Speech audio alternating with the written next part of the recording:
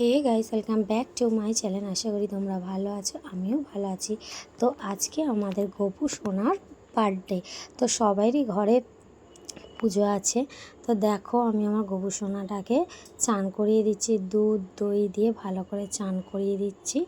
এরপর ভালো করে চান টান করিয়ে ওকে নতুন জামা পরিয়ে দিচ্ছি। তো নতুন জামাটা দেখো কত সুন্দর লাগছে। আমি ওদেরকে সব সময় কটনের জামা ইউজ করি। তো যাই হোক, ভালো করে জামাটা আমার পরিয়ে দিলাম।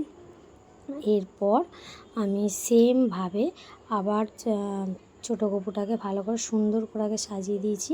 এরপর সেমভাবে আবার বড় গপুটাকেও সাজিয়ে নিলাম। চান টান করিয়ে নতুন জামা পরিয়ে, একই জামা খালি কালারটা আলাদা, চান টান করিয়ে নিলাম ভালো করে। এরপর আমি ওদেরকে গয়না পরিয়ে খুব সুন্দরভাবে সাজিয়ে দিলাম। ওরা সারা বছর গয়না পরে না, না চুড়ি পরালে চুড়ি খুলে দেয়, না পায়ের মল পরালে মল খুলে যায়।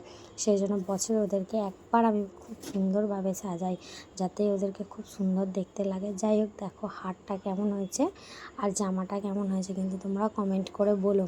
আর এই যে পাশে পদ্ম ফুল রেখে দিয়েছি, ওই দুটো গপুকে দেবো। আর একটা যে পিছনের গপুটা দেখতে পাচ্ছ, ওকেও আমি ভালোভাবে চান টান করিয়ে সাজিয়ে দেব। তো আস্তে আস্তে করে করছি। এই যে চুল পরিয়ে নিলাম, দেখো চুলটা নতুন আমি কিনেছি, কারণ ওরা কিছুই রাখতে চায় না, আমি সেই জন্য কিছুই পরিয়ে রাখি না। তো তারপর টোপর পরিয়ে নিলাম। দেখো জামার সাথে টোপরটাও খুব সুন্দর মানিয়ে গেছে। আর বলবে কিন্তু আমার দুটো গপু সোনাকে কেমন লাগলো। আর তারপরে পুজো টুজো করে নিলাম। এখানেও সাজিয়ে দিয়েছি গণেশকে, ভালো করে সাজিয়ে দিয়েছি পদ্ম ফুল আর তোমার গাঁদা ফুল, গোলাপ আর একটা সূর্যমুখী ফুল দিয়ে ভালো করে সাজিয়ে রেখেছি। তারপর সন্ধে হয়েছে, সন্ধেবেলা ভালো করে পুজো করে নিলাম। দেখো ডেকোরেশনটা কেমন হয়েছে বলবে। আর যতটুকু পেরেছি আমি ততটুকু দিয়ে পুজো মানে সম্বল ততটুকু দিয়েছি। এখানে খাবার, তারপরে তালফুরলি, নাড়ু সব রকমই দিয়েছি, মোটামুটি যেরকম পেরেছি সেরকম দিয়েছি। প্রদীপটা জ্বালিয়ে দিয়েছি। এরপর আমি পুজো টুজো করে নিয়েছি। পরের দিন যে ভোগ দেব তার জন্য আমি কড়া বসিয়ে দিয়েছি। তো সেদিন আর ভিডিওটা এন্ড করতে ভুলে গেছি। তো যাই হোক, পরের দিন আমি শুরু করে দিলাম। তো গোপালের আমি ভোগ দেব বলেছি। কি দেব? খিচুড়ি আর আলু ভাজা, পটল ভাজা আর বেগুন ভাজা। সেই জন্য সব মানে কুটে কাটে রেখে দিয়েছি, যে তোমাদেরকে দেখিয়ে দিলাম। আর এতে ফুলকপি, গাজর আর বিনস আছে, কারণ বিনস, গাজর আর ফুলকপি দিয়ে আমি খিচুড়িটা বানাবো। তো হাঁড়িটা বসিয়ে দিয়েছি, এতে ডালও দিয়ে দিয়েছি।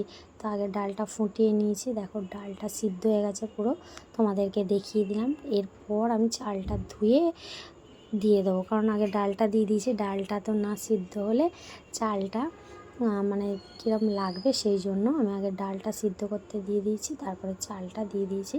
যাই হোক, ওইগুলো ফুটছে, ওগুলো হোক আগে। এরপর আমি তারপরে ভালো করে ভাজাভুজিগুলো করে নেব। একটু নাড়িয়ে নিলাম আগে, কেন চালটা নিচে বসে যাবে, সেই জন্য নাড়িয়ে নিলাম। এরপর আমি কড়াইতে আলু ভেজে নিয়েছি। তারপর দেখো আমার ভোগ তৈরি হয়ে গেছে। আমার গপু সোনাকে দিয়ে দিয়েছি পটল ভাজা, সব রকম ভাজা দিয়ে।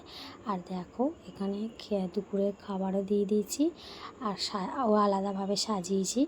আজকের সাজাটা কিন্তু বলবে কেমন লাগছে, কালকের সাজাটাও বলবে আর আজকের সাজাটাও বলবে।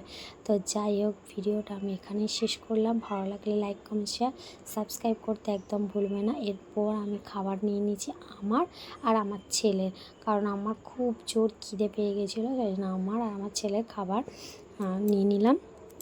ছেলে তো আলু ভাজা দিয়ে শুধু খাবে, আর আমি শুধু পটল আর আলু ভাজা নিয়ে নিয়েছি, কারণ আমি বেগুন ভাজাটা ভালো লাগে না, ভালো লাগে কিন্তু ছোটো ছোটো বেগুনটা ভালো লাগে না বলে নিইনি। তো যাই হোক, চলো আমার ছেলেকেও খাইয়ে দিক আর আমিও খেয়ে নিই। তো খেতে খেতে ভিডিওটা আমি এখানেই শেষ করে দিলাম। তো সবাই ভালো থাকবে, সুস্থ থাকবে, আর ভিডিওটা অনেক লাইক করবে, শেয়ার করবে, কমেন্ট করবে।